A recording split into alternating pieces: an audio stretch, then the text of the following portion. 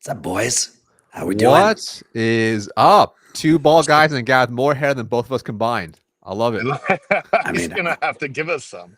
I just gotta let the flow down to set the because I think Scott's doing like the serpent sails, so I gotta get the surfer vibe It going looks for good. today. Boom. Although, dude, happy Monday, fellas. Happy Monday. Looking forward to this. Dude, Day of the week.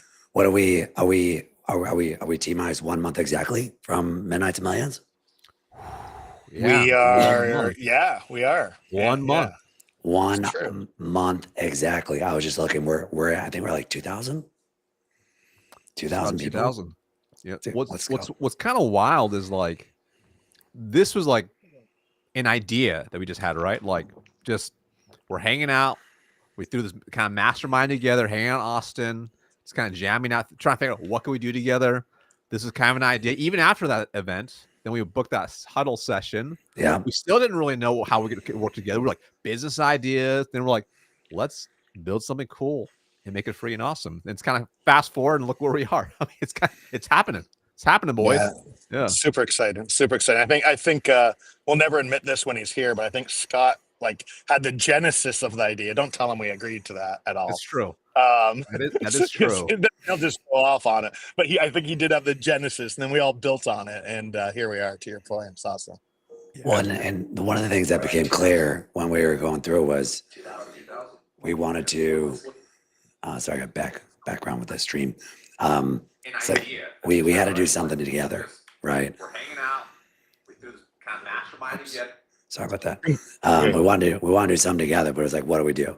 And then, with everyone being virtual, we're just like us together. I mean, that moves the needle. That could be helpful for people. So what can we do to swing for the fences?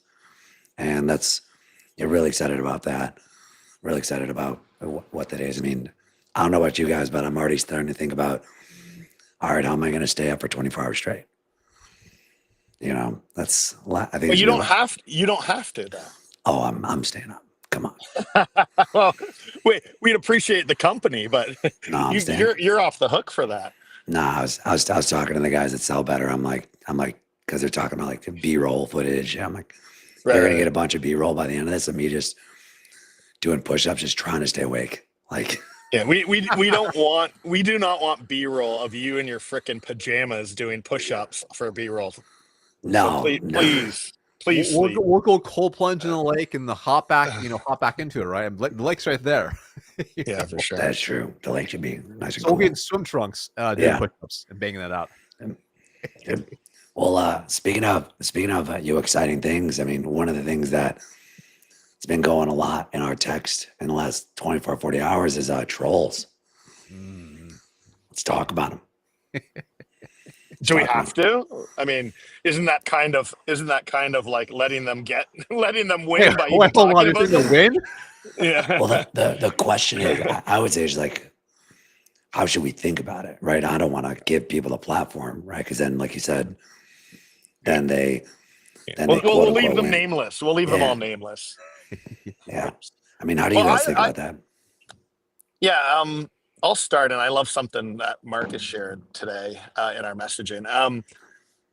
I mean, listen, I think as everybody, and by the way, sorry for my outdoor look here. I'm in a parking lot, but didn't want to miss this, so here we are. It's not AI. It's actually like I'm outside and in front of a restaurant. I'd say I think inevitably, as people build their brand and, for lack of a better description, get more popular, shit happens, right? There's always people who love, there's people who hate, there's people who are in between, and we're all not for everybody, right? I know I'm not. Right? We're all not for everybody, and so some people have a different way of showing that. Many of us might call that unprofessional ways of showing that. But it is what it is. I think that I think it says more about us and how we react to that than what any one quote unquote troll or goof might post on LinkedIn or Instagram or TikTok or anything for that matter. I think we should talk about what's the right way to respond to it, if at all. So maybe that's an opening statement. And another thing, just quickly, and then I'll pass to Marcus, is Marcus shared in our messaging today. I think it was an email, Marcus, from Yeah. Alex Hormozy, Yep. which, and I'm not a huge fan of his, but holy shit, did that resonate? Yeah. And I read it twice, and I was like, bang on, like that's exactly right. So I don't know, Marcus, I'll let you maybe share what you heard there or what you shared with Yeah. us. Well, I think haters and trolls, it used to really bother me. Like it would get really under my skin. I felt like they were trying to put me down or make me feel bad about myself or whatever. And as I really thought it through, especially early on, I actually realized it applied to really any life situation. When someone gave me feedback I didn't want to hear, a boss gave me feedback, a bad performance review or whatever, I would take it so personally. And I would be like so offended. And usually my instinct is to fight, like to come at people super hard. And and sometimes that would work. And sometimes they just leave in this bigger fight and be basically a bigger, bigger clusterfuck as a result of it, right? Like it's getting worse and worse and worse. And I've learned over time, I've become more like stoic, which is like nothing has any meaning except for the meaning you give it, right? And I've just found that that has given me a lot of peace. And I'll give you a really simple example. Like I remember even my outside sales day started in door-to-door sales and B2B, like literally going door-to-door to businesses and like getting my face kicked in the last recession, the gatekeepers chasing me out, people pulling guns on me, dogs chasing me. And I would get You had a gun pulled on you? Yeah, that's a different story I'll share in a second. Wow. But Wow. I'll get like angry. I'll be like, I can't believe that gatekeeper said that. She is the worst, blah, blah, blah. I was like, get so angry about it, right? And then I realized I'm like, why am I angry about it? Like, was she really actually mad at me? Was it really about me or was it about something else? And I thought, I'm like, reality is, she probably has a really tough job, doesn't get paid a lot, gets pushed around all the time, talks to angry customers. And here I'm just another salesperson calling and walking in. She's like, another person. She's going to feel terrible. I'm like, I'll let me look at my own life. Pretty good life. I got a great job. I like what I do. I get to help people. And I can make great money with it. And it became a reframe of realizing it's not about them. It's not about me. It's about them, right? And it starts to like really internalize that. So whenever I get trolls or people coming at me super hard, I'm like, that's just how they see life. And actually, in fact, I feel bad for them because it shows that they're so insecure that they have to try to put other people down to make themselves feel better. And I saw something really true, Justin. You can appreciate this. When I had my B2C program, and we were spending, 20, 30K a month on cold ads, we get all types of trolls. On all the ads. They would like make fun of me. They make fun of me being bald, being Asian, my speech impediment. They would just like troll me nonstop. And I'm like, and it bothered me again, but I had to realize, you know what? Again, that's their vantage point. They probably have a sad, pitiful life, and this is how they basically try to bring other people, down. So over time, my perception has really shifted for trolls, which is like, that means I'm doing something right. Trolls means I put myself out there. And if I want to make a great impact and really impact other people, this is a price of admission. This is a price to being able to have an impact. And it is what it is. So hate on me all you want. I'll take it. It is what it is. It fuels me. Oh, yeah. It fuels me. When I think about the driving, it's either people run towards pleasure, away from pain. Sometimes it's, are you driven and motivated by your purpose, or are you driven and motivated by the chip on your shoulder? Yeah. And when I see those things, the whole, the bigger you go, the more hate you get, right? So it's like, it validates that I'm going for it, but it also, there's still, the inner fire that's like, okay, I'll show you. And it's funny because when I was younger, I actually would fight that. And then someone said to me, they're like, do you when you have those things, does it fuel you in a good way? Like, is it not destructive when you use those things? Like, are you able to harness it pretty well for a higher level of drive? And it's always been a yes for me. Then they're like, then don't fight it, right? If proving people wrong is something that fuels you. For the time being, use what fuel you get. Right. The cold ads, dude. The cold ads. I mean, obviously with my voice. I've seen those ads. I'm like, that guy's being a real dick. These people that are just like writing in the comments. I'm like, gosh. Oh man. And none of them have images. Right? None of them have like faces. Right? It's always no image like Facebook accounts. The interesting one is now we're starting to get them on like LinkedIn. Yeah, of course. Because yeah, like it's one thing if it's on Instagram where it's like it's a fake profile or like a bot. Oh yeah. It's another thing where it's like I can see you in a corporate job. Oh yeah. First name, last name. You're the vice president of sales, and it's like, do you know? Like this is like a feed that all your employees see that you're doing this, right? Like, which is a whole different topic, right? Yeah. Because like they're not even realizing like this is what like people are literally judging you. I think it's tough. Like we're all human. Some of us have the ability to kind of ignore and just pretend it didn't even happen, and some jerky comment insulting you or insulting something you said. And some of us don't. Like, I'll be honest, like it bothers me. It does. Like my immediate reaction is, I don't know what the right word is, disappointment or upset or geez, what did I do wrong? I don't know the right word for that. Maybe all those things combined. And then I try to take a breath and read it and see who said it. And I try to take a decision, like make a decision on, what am I going to do? Am I going to message this comment back? Am I going to take the high road? Am I going to engage in the same way that person engaged with me, like tit for tat?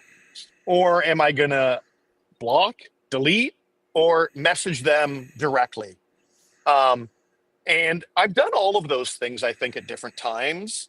Some I regret, some I'll like immediately get annoyed and tit for tat and be quite bluntly just as immature as they were. I'm not perfect. Some of us, our emotions get the better of us. And I'll regret it every single time. I will, to be honest, right? We're all senior execs, CROs, CMOs, what have you. And I think there's a right way and a wrong way to engage with that. And I know, and we've debated this even in our own, Slack channels or whatever. And to each their own, I'm not judging anyone on this call or myself, but I just think there's only one answer, and that's take the high road, right? There's always going to be people that are going to say stupid things. You cannot win. There's no such thing as winning when people choose to do that. The only answer is, as my wife's grandma taught me many years ago, you kill them with kindness. You just kill them with kindness. It's the best way to get back at someone. They want to be a jerk, you be a better man or a better person, right? You just kill them with kindness. Hey, thanks for your feedback. Really appreciate it. If you want to chat one-to-one, as opposed to typing a message like this, here's my number, give me a call or whatever. And of course, 99 times out of 100, it's never going to happen. But that's taking the high road, and I think doing the right thing. It makes us look good. It shows our professionalism. It shows you can deal with this type of crap. And just going tit for tat, 99.9 times out of 100, it doesn't help. It just makes you look just as bad as them. I mean, you take away the power when you do that, right? That's what happens. Yeah. I mean, even when what we're talking about to the messaging, and we saw, right, that the guy blatantly attacked, Scott, right? And then I saw your comment. It was very neutral and like very well written. Like I tell you, you're very intentional, like not like just try and be like just be chill about it. And he still comes at you hard. I'm like, exactly. This dude's just looking for a fight. This guy, like, his he's dad looking for a fight. Him, right? I don't know what happened. Like this he's looking, he's looking for a fight, Marcus. Yeah. And for all we know, not knowing this person at all, his whole strategy was to get a fight so he gets more impressions, and he's just right. So what are we doing by engaging with him? We're helping 100%. him. That's exactly right. So I wanted to just make a comment to be professional, and hopefully in a perfect world he would take a breath and say, oh geez, maybe Neil's right with this feedback. I don't think it worked at all. It didn't work, my comment whatsoever, but I still feel good that was the right thing to do and the right comment to make, as opposed to like, oh no, you're the asshole, not Scott. Like, I mean, it's just, you can't win. It doesn't matter. Yeah. Oh, yeah. That makes sense. Yeah. So switching gears, one of the things I was digging into as we were, getting ready for the event is, looking at the different topics and sessions, and a lot of interesting stuff is going to be talked about at the event as it relates to AI and go to market. So curious for you guys, what are you guys doing right now? Just with like, absorbing AI, learning stuff. Any recent breakthroughs? Curious. I'm learning this in real time, just like all of us. Marcus, you want to go first? Sure. I mean, well, first off, I'm always testing things, right? As you guys have probably realized as well, a lot of things that are overhyped. It's very much like it's the way a lot of these things are pitched. Like, hey, here's this AI agent. You basically buy it, and boom, suddenly you have all this time back, and you don't have to deal with any of it, right? Which is the complete opposite of everything I've seen. Which is like everything. Once you get into it, tons of training up front. And then the back end of managing and working through it, whether you build it on your own or you buy one of these things, like it requires a lot of work to manage, right? And it's still not perfect. But as different tools come out, there's for sure certain ones I like. I don't want to name them because we don't get sponsored by them, but like I'll find certain ones I'm like, oh, actually, like I really like this use case. Like, oh, this is actually helped me take a Word doc and like turn into a really nice slide deck. Actually, like 90% there. Like, so but then it's like not having me manage those processes, but then I can give it to my team to work on. So I can say, hey, like, cool, like this is what you want to do. Here's this Google Doc, throw it into this tool, see what spits out. Now you refine the other 10 to 20%, take it next level, right? So I think if we use it in that type of sense, it's been like really, really powerful to like make things better. But I mean, I don't know about you guys, but I probably use Claude or ChatGPT. I don't know, dozens of times. It's like my go-to now, right? Like I don't even really use Google at all. It's like I'm using those to search anything and to go even deeper on it. But that's how I primarily use it. But it's an ongoing thing. I'm always testing new stuff, seeing what's out there. If I hear about it on podcasts, I'll check into it and see if it's even worth my time, if it's in solve a use case. Most of the time it's not. And I keep learning. That's it. Yeah. I think so I mean, it's a ginormous topic. Obviously, we can talk about this for days on end and still not even scratch the surface. I think we don't, Marcus, you said something there, and I know, Justin, the nature of your question is kind of like how are we using it in our B2B sales world and so on. But I think the biggest impact in reality is one of the things, Marcus, you just passed really, really quickly through that conversation, which was I don't use Google anymore. Yeah. Right. Like, and same thing. So I've got, I don't know if you can see my screen, all the different ChatGPT, Claude, Perplexity, Sora as one of my screens on my phone. I mean, think about even that comment, like even a month ago, 6 months ago, whatever it was, Google was, how many times a day did you fucking open your Google? Do a Google, I mean, 50 times a day, maybe. I don't know. It depends on your day. And now I barely ever do. Like the significance of how that changes the business world, technology, advertising, everything. Unbelievable. I mean, I don't even fully understand, even what I'm saying as it relates to the big impact that makes to the whole B2B business world and advertising, especially digital But here's what I advertising. think about, like, so think about like when people are going to these platforms to search, I need an interim or fractional CRO. Yeah. Right. I need sales training. I need sales coaching. Right. So I think about these things and I'm like, how can I, make sure I'm in the top of those lists? How can I be SEO ranked, Well, GEO ranked, if you will, but now Yeah. it's even changing all the time. Please don't quote me on what I'm about to say because I'm not an expert in this part of it. Yeah. But about a month ago, 2 months ago, someone told me that you need to be on Reddit and Wikipedia because those were two of the sources that tools like ChatGPT were ranking highly in who's the best fractional CRO out there and whether your name comes up or not. And I saw something just the other day that said Reddit is now significantly diminished in that. So I think just like we now, I don't know exact metrics there, so no one quote me. But my point being is we used to hear about the Google algorithm changing all the time. And how do you keep on making sure that your SEO is up to speed and ranking properly and being found? Same thing now, right? It's like, how do you show up in ChatGPT when someone asks a particular question? And how many times in the next 6 months is that model and what you need to do going to change as they optimize or Yeah. find the perfect model for that? Incredibly complex and difficult, and a huge amount of time, money, and energy is going to be spent figuring that out. Obviously, already is, to say the least. Yeah, it's crazy. It's a whole new world there, right? And I'm playing, just to back to your question, Justin. I'm playing a lot now with. I will mention their name. I do some work with them. But not a sponsor of this in any way, shape, or form. Just a friend, Yeah. Avara, which is doing some AI role playing stuff.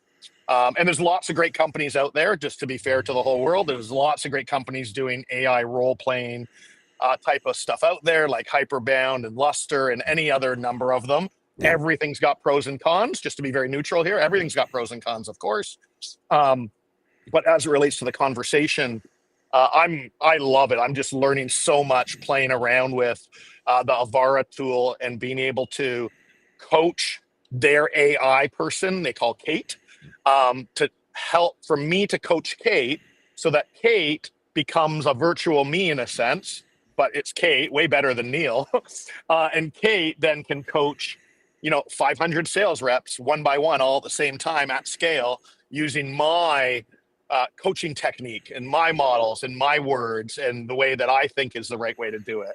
And I'm just blown away by the technology and what it can accomplish. And again, they're all great and all have different pros and cons, but that's one use case, I guess, Justin, that I'm playing around with a lot that I'm just blown away by.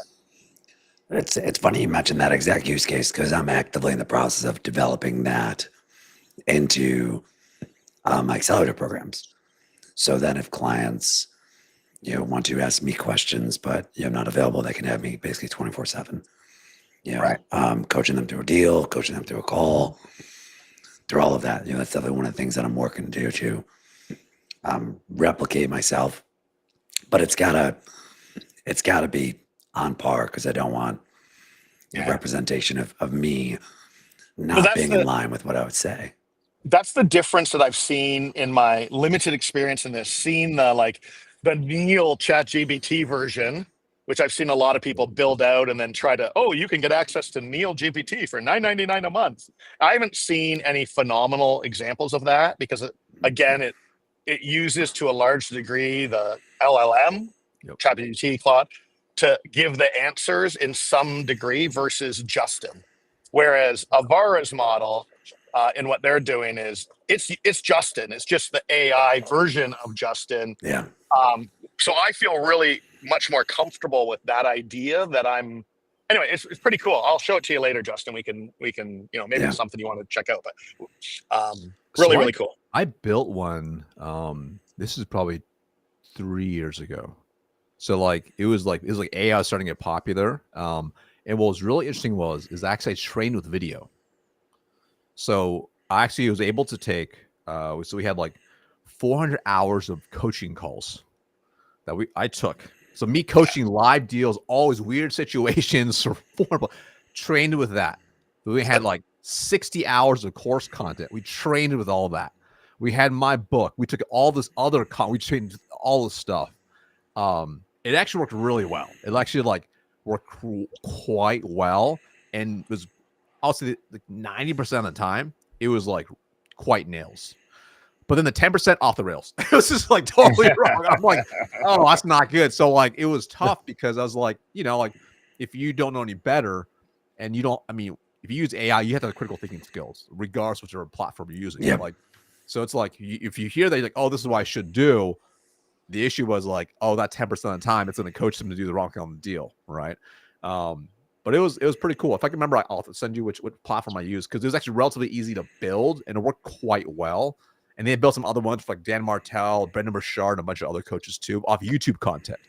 But because of some of it was wrong that 10% of the time, clients weren't using it. They're oh, because it was a beta we ran, and then I built another version as well with YouTube content for free, and that got used a lot actually. That was on my site, but I got rid of both because it wasn't good enough. Well, think about that 10%. If I'm an enterprise rep, and that 10% is off, and this is the biggest deal in my forecast. Yeah. Right? I'm not gonna risk that a 1 in 10 chance if you give me bad advice that can wreck my quarter. Right. You know, it's like Russian roulette almost.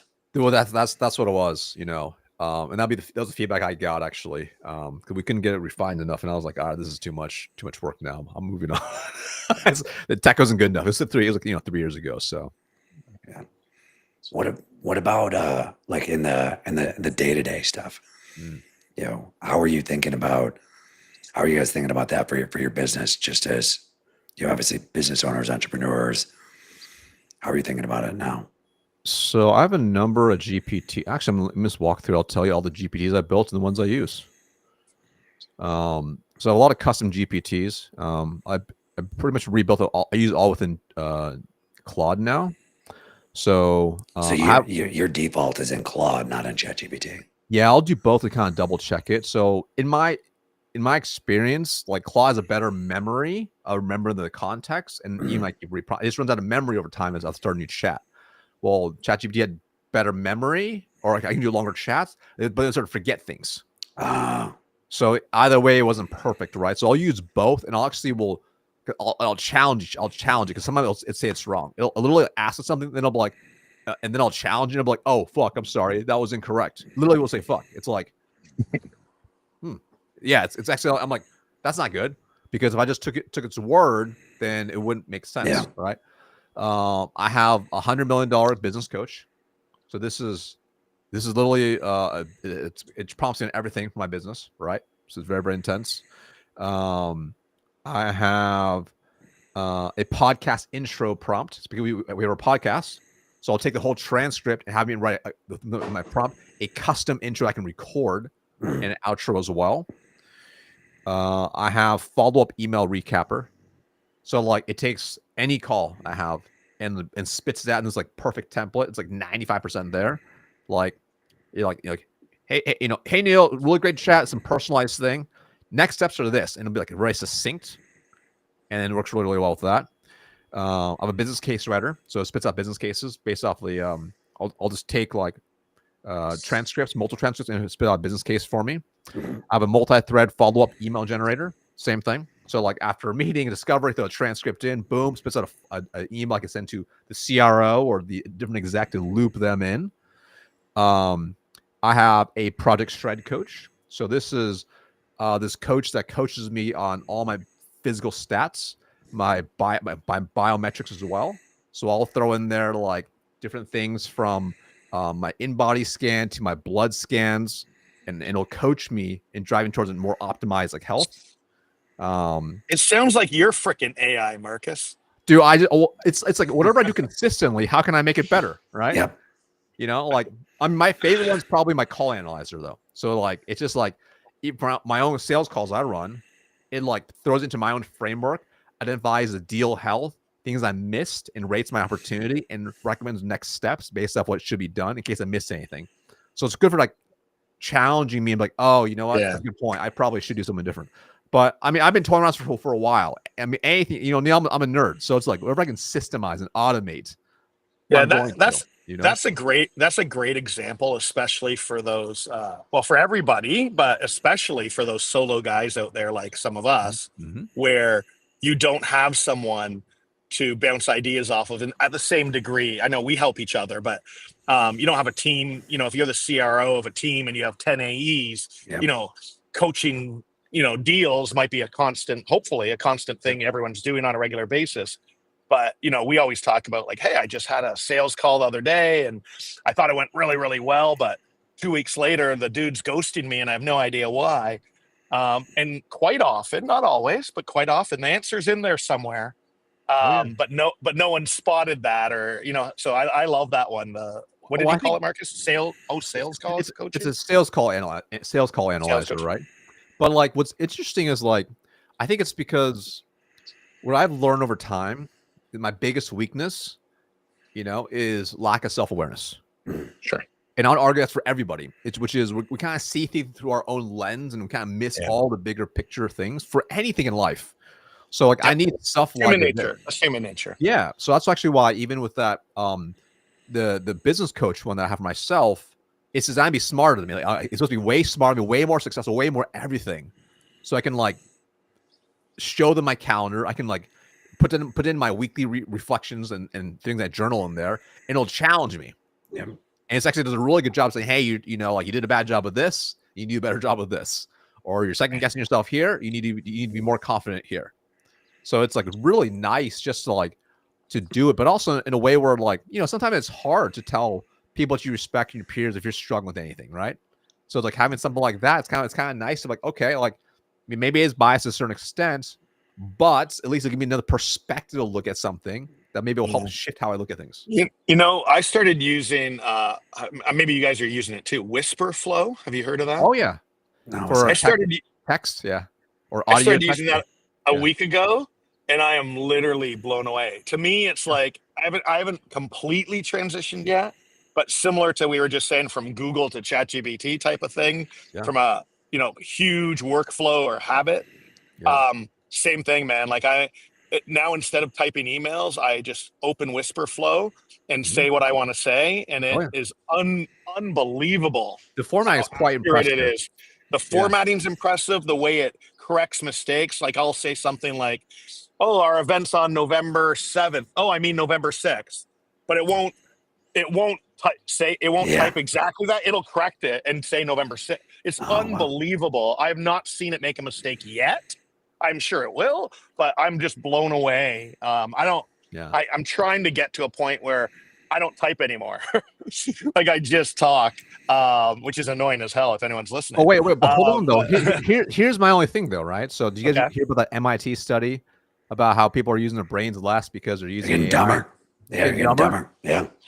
That's my worry. Yeah. But sorry, isn't it better if I talk it out?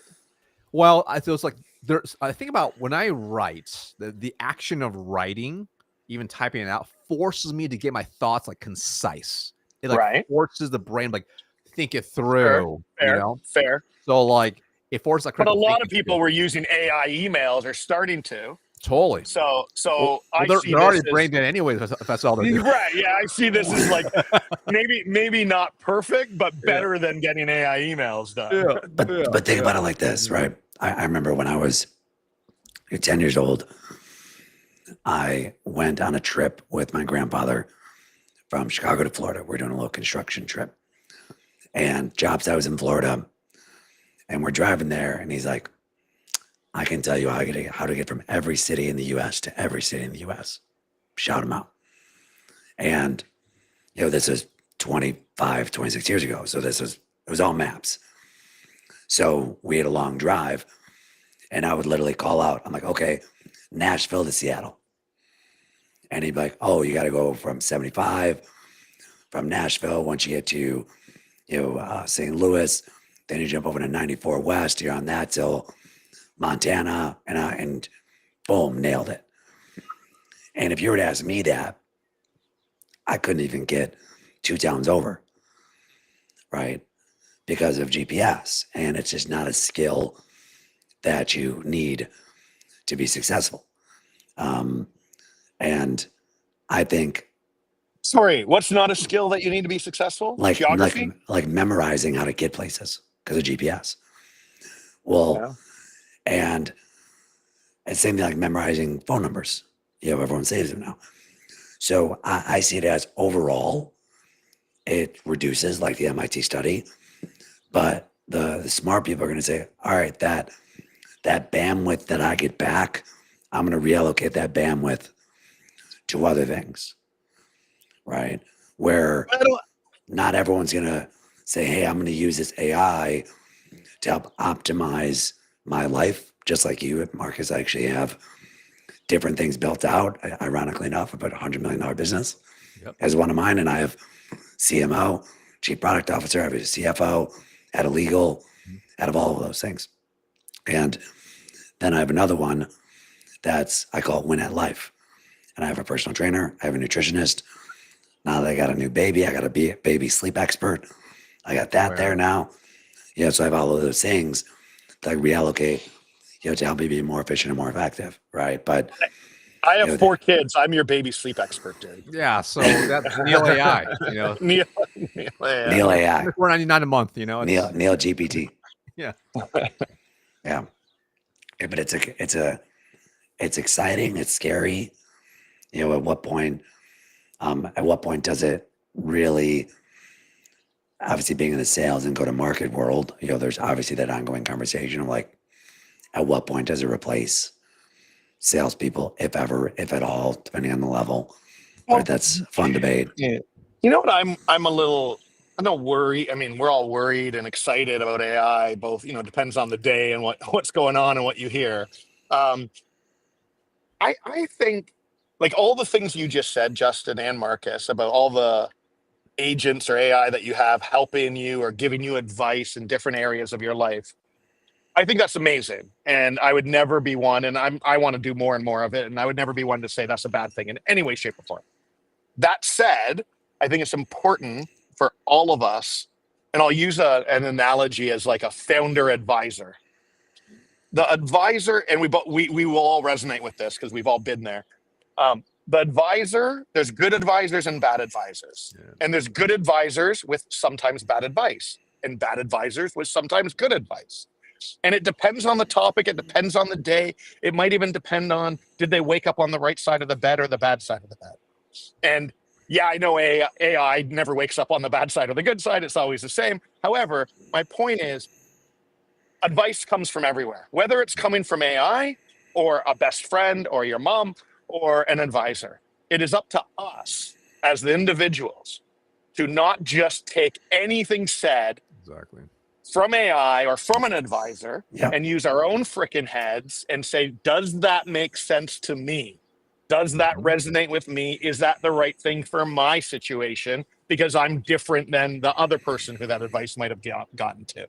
And as long as we do that with all the AI you're using, we'll be fine. If we start to like just take everything said and just react and do everything it says, no matter what, without thinking, we're all effed. The same way as a founder is effed if they do everything the advisor says without thinking, because they're not always right either. I mean, it's so true, right? I think about, I have an aunt. Okay, she's 70-something years old. She reads Facebook and believes it's like true. Like she reads, like she's like, she gets hit these ads. I mean, she like show me this thing. She's like, I want to order this bee venom. I'm like, what? This is bee venom. Based off this ad, I'm gonna lose weight. I'm like, no. Do not order that bee venom, okay? Hold on, I'm writing this down. Bee venom. I need some of that. What's the company? I'm asking for a friend. I'm like, yeah, but so that's my worry, right? It's like there's gonna be a large population of people who are just, they lack critical thinking skills. And I would actually argue it's actually a lot of people, right? Yep. Like, I mean, That is. if you just go to the bank and wait in line, listen to the questions people ask. You don't need to meet. You're like, if you ever worked in retail, you'd be like, oh my God, like basic common sense is just not so common, right? 100%. And that's what worries me, especially with the shift, right? Yeah, it's wild. Bee venom. Send you I didn't know that one. Yeah, please Yeah, do. I was like, please When order that. when you think about the critical thinking, as it relates to like sales, like if I'm a sales rep or if I'm a sales leader, what do you guys think is maybe a protocol or an SOP to think about so that they don't become, oh wow, AI told me to do it. It's like your parents said, oh, if all your friends jumped off a bridge, would you go do it with them? Right. What would you think? What kind of stopgaps or measures would you put in place if, let's say, you're a go-to-market leader, if you're a CRO, to make sure that your team at least is at least having like some critical thinking? So I think you have to put like a framework, right? And this is how I think about a lot of things, which is like, okay, how do I know this to be true? Mm-hmm. What factual data do I have to back this up as a hypothesis, right? And I kind of go through that, but then let's just say, for example, like you don't know any better and you're like, I believe this to be true. Then it's like, okay, if this was to go, if I was to implement this hypothesis, if it was to go wrong, what would be the negative ramifications or impact if this goes wrong? So what's the downside? All right, what's the potential upside? Okay, what parameters can we put in place now if we can deploy whatever we're doing? So let's say, for example, it's like you asked it, right, the best sales sequence for you ever. Okay, to break through, to book means the CTOs because you're selling whatever, cybersecurity. All right. You kind of run through the framework, but then it might be like, okay, like what's the worst that can happen? We fire a bunch of emails and we burn a bunch of prospects. Okay. That could definitely happen. Okay. So to minimize our risk, what should we do? Maybe we just do our tier C list, like, okay, our tier 3s. Okay. Yeah. We'll do our tier 3s. All right, cool. We got our tier 3s. Okay. Maybe we should isolate it down to, let's call it 100 prospects. Okay. All right. How long are we going to run it for? For 21 days. And we'll just test it and see the hypothesis. And I think if you think like a scientist, that you don't know if it's going to be true or not. We have a hypothesis. What are the constraints we can control? Now it's to run the test to see the result. See what happens. Could be wrong, could be right. But at least this at least you thought it through a systematic way. Yeah, I love that. I mean, I think what you're referring to is wherever the advice comes from. It's an experiment. It's an experiment mentality. That's it. Right? Test and learn or experimentation, whatever you want to call it. And I feel like a lot of companies use that language, like, oh no, we love to experiment, but they don't really do that. They don't build and set up proper experiments, which, to your point, Marcus, are what's the beginning? What's the end? What are we trying to evaluate? Let's get a meeting in the calendar on day 30 to evaluate and make a decision, right? Most companies say, oh, we experiment, we test and learn, but they don't. They implement something, they keep going, and 9 months later, they're like, oh, what the fuck's happening with this thing? So you got to set it up properly, beginning, end, goals, targets, evaluation criteria, et cetera, et cetera. And as long as you do that, I don't care where the advice comes from. You're going down the right path. You're going to try things, test things, experiment, learn. You're going to learn from the things that didn't work. Sometimes the bad advice might end up being good because you ran the experiment and you optimized it as you went. You never know. If you set up the proper experiments, you can only get better and move forward. I'll give you an example, right? This is a few months ago. And I went to the gym, got my stats measured, and my body fat had increased and my muscle mass had decreased. I'm like, oh no, that's the complete opposite. I want the inverse, right? So plugged all my stats in, upload into my GPT, if you will, and say, hey, here it has a running log. I'm like, what should I do exactly to basically get to my target outcome? And it basically told me, hey, listen, like, number one, you need to increase your caloric intake. So I actually had added in my nutritional stats as well, what I was eating. And I said, increase your caloric intake. I need to increase my protein intake to certain levels. And I was like, ooh, I don't know about that. I'm like, I don't know if I want to increase it like 30% like across the board for my net caloric intake and also my protein. I'm like, this might have the opposite effect. But I'm like, you know what? Like, based on my research, potentially this could be an issue. I might have maybe metabolic dysfunction or it got jammed up because it wasn't enough calories. Okay, let me test it for 30 days, right? Have my stats, ran for 30 days, and trend-wise, 30 days, all the right trends. And I'm like, okay. Let me continue this hypothesis. Continued on, it kept improving. So I'm like, okay. If things change again, what am I going to do? I'm going to throw my stats in again. I'm going to ask if I need to make any changes, right? But that's what you do when you think like a scientist. You just try stuff out all the time. Well, the hard part is the discipline to stick through the 30 days. Correct. That's a hard part. Because everyone can, Neil's like, hey, set up a test, set up how long are we going to test this for? Right. And that's where, one of my favorite books that I read when I was learning sales and sales leadership, it was like Six Sigma for sales and marketing. Mm-hmm. And Six Sigma is based on DMAIC, define, measure, analyze, improve, control. Mm-hmm. Right. And the key is like define the problem, measure the problem, right? Analyze the impact that we could potentially have, implement the measures for the testing the hypothesis, and then you control it, right? It's like the discipline, right, for it, where everyone just throw stuff at the wall. That's it. And this isn't even just an AI problem. This is everything. It's everything. Yeah. Right. Well, it's like when someone reads a post online and they're like, oh, I tried that cold call script. It didn't work. I'm like, I don't know anything that doesn't work 100% when you do anything. I don't know what to tell you. Try it one time, it doesn't mean anything. I would almost be surprised if it did work if you used it the first time, right? Because you're going to suck using something. You're going to suck doing it most of the time. I don't know. Yeah. right? And that's one of the things when I'm talking to my clients, they'll jump on a call and we'll dig into a situation, and I'll ask them to show me the data, and 9 times out of 10, I'll say the sample size is too small to make a decision here, 100%. right? Which I have empathy for them, because if you are, hey, it's something, maybe I'm struggling, not getting the results I may want, right, for it, but you gotta trust and commit to the process, for it, but if you're implementing a new script, new framework, testing something out, if you're, whether it's an individual rep or Neil, obviously working with teams, right? It's like, you guys got to commit to this and trust it and say, hey, we're running this for 90 days, right? Or we're running this until we have 100 sales cycles that run through this process. Because then we'll actually have data to say where this moved the needle or not. Right. And if everyone can think like that, that just makes everything a lot easier. The hard part's the emotion, right? That's where it gets us. It's hard.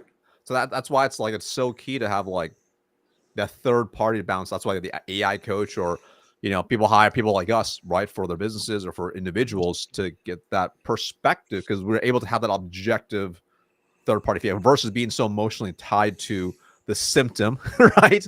And trying to solve for that, or to have shiny thing syndrome, Well, how many times have you had a client, whether it's a business or a rep or an individual, and you get in line with them and they're getting shiny object syndrome, but they're doing the right things. Yep. Right. I was on the line with a client of mine last week, and he's amazing, already making more money he's ever made. On top of that, on the personal, he's on track to lose 100 pounds, healthier, life's completely transformed. Yeah. And we're jumping on our coaching call, and he's like, where am I screwing up? What am I missing? There's got to be more. There's got to be. I'm like, this is the type of call where I'm saying, you're good. We're just staying on the track. And part of the role is helping people understand, hey, you're looking in the mirror every day, so you may not see the massive change. I might see you every couple of weeks or every month. And then when I dig in, I'm like, wow, I see massive changes every time. Keep doing what you're doing. And they need to hear that, whether that's a human, right? Or, if someone maybe doesn't have the funds to invest in an advisor or a coach or a fractional CRO, they can use a GPT, to help them for a bit. I definitely think that I definitely think it serves a purpose, right? To help in some way, shape, or form. I don't see it completely, replacing human support, but definitely helps. Oh yeah. Yeah. So but we got a couple minutes left, fellas. If you're listening, we got Midnight to Millions, big event coming up live November 6th out of Austin. We have 24 experts from all over the world. Where are these people from? I think we got Japan, Australia, UK, everywhere. Almost every continent, I think, almost. I mean, Neil's in Canada, so we got that covered. Counts. Yeah. You guys don't know that, but that's you guys in America don't know that, but that is the same continent as the USA. Yeah, but it might as well just North America. Oh God. I mean, might as well just be the North Pole up there. We're not so good at geography and basic stuff out here. But Justin just admitted earlier that he doesn't need to know geography, so I'm just clarifying. He's like, yeah, is that in Mexico? Yeah, I'm just gonna. No, it is. You're right. On my phone. Yeah, you're right, Justin. We are all pumped for this for November 6th and 7th, and I think on my right here, but probably different for each person. No, that's perfect. That's a good point for me. Well, for me, it's that way. Yeah. Perfect. The QR code's there for anyone who might be listening or watching this later. We'd be pumped to see you, and it's going to be a hell of a lot of fun. And to your point, 24 people from all over the world, and some of the best names that I've ever heard. I'm excited. Maybe to end, Justin, Marcus, and this is going to be unfair because you got to pull a favorite. Who is the one person maybe that you haven't heard in a long time or at all that you're excited to listen to? And they're all great. Let's say that first. We know that. That's why we asked them to speak.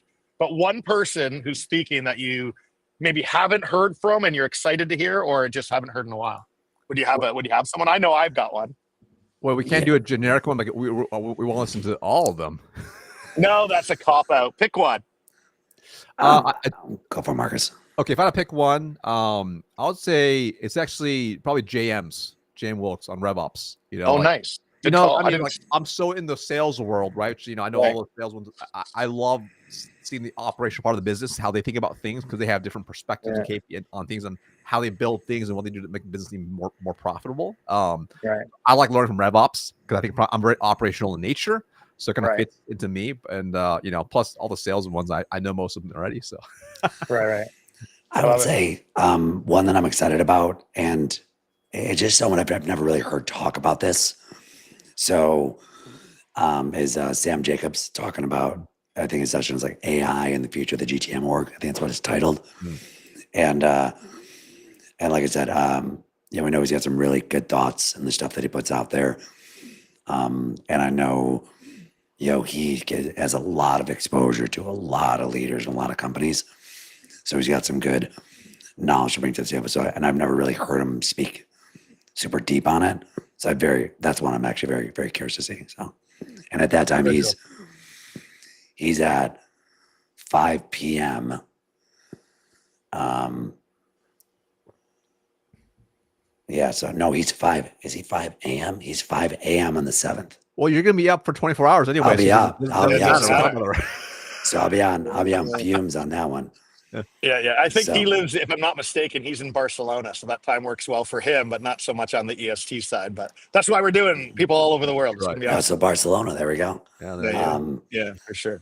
Yeah, no, I'm excited about that one. Did you share yours, Neil? I didn't. I would say you guys are gonna laugh because I think you guys know him much better than I do. Is Darren McKee? Oh yeah. I've seen Darren on LinkedIn. We've exchanged the odd message here and there, but I don't know him personally as a friend. Maybe one day we'll become friends. I don't know him personally yet, but he seems wonderful, and I know he does incredible work, and I've heard incredible things about him. So I am excited to actually sit through a session with him and learn from him. So that would be mine. That just resonates with me. That I was excited for. He's a stud. Yeah, I've heard great things. Yeah, awesome. Well, I think we're at time, Justin and Marcus? Yeah. I got to bounce. Got a client call to get to. Folks, thanks for tuning in. And we'll do this again next week. Peace. See you all later. Scan that code. Later. See you.